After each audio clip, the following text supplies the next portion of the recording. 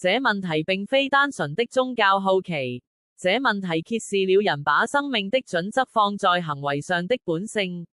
我還要做什麼？我還要守多少？